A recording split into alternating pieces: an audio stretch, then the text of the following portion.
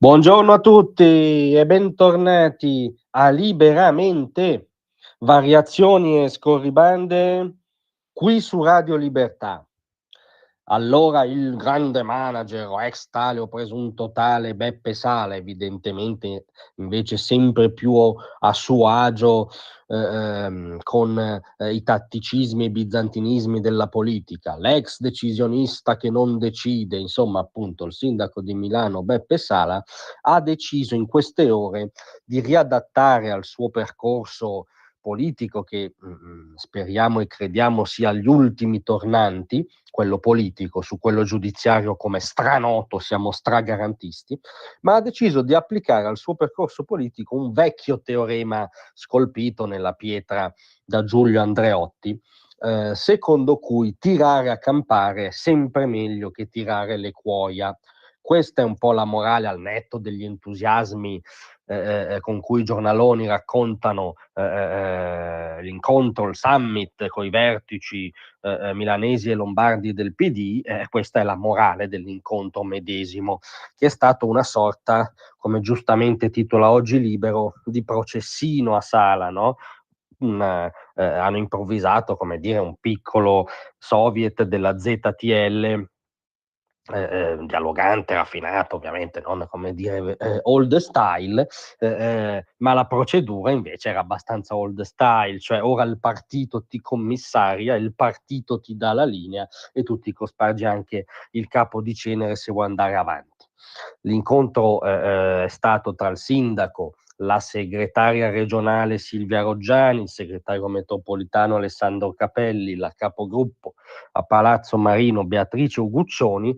Su tutti ovviamente alleggiava Elly Schlein, anche perché qualunque, tutti come dire, i ruoli apicali del PD, da Roma all'ultimo comunello, che non è Milano ovviamente, ma fin nell'ultimo comunello, ha occupato tutto, quindi chiunque occupa una posizione di rilievo è, come dire, gioco forza schleiniano.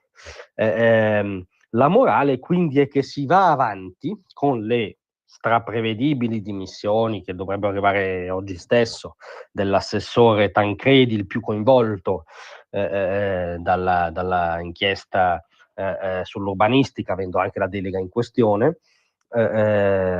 Si va avanti con un approccio costruttivo, come recita il comunicato. Questo è politichese puro, diciamo, è prima Repubblica in purezza, e dopo questa verifica fatta, politichese puro, si va avanti con un cambio di passo politichese puro. Se poi vogliamo andare ai contenuti, in cosa consiste questo cambio di passo? Beh, ci sarà il tentativo, a quanto pare, di portare in fondo la vendita di San Siro. Bisognerà correre molto perché il 10 novembre scatta il vincolo della soprintendenza sul secondo anello rosso, che renderebbe impossibile l'operazione. Quindi auguri, perché correre adesso su un dossier urbanistico e anche commerciale così rilevante, con l'iniziativa della procura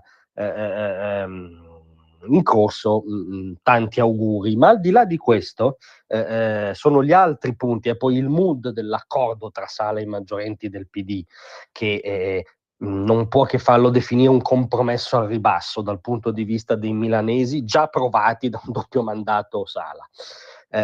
Si chiede infatti un investimento importante sul tema della casa, dall'edilizia popolare al piano per trovare alloggi ad affitti sostenibili o calmierati, cose o sbagliate concettualmente, oppure che Sala non ha fatto in ormai 8 anni. Riesce difficile pensare che trovi un colpo di reni negli ultimi due, con la diciamo incisività politica della sua giunta palesemente azzoppata. Ma il punto vero è un altro.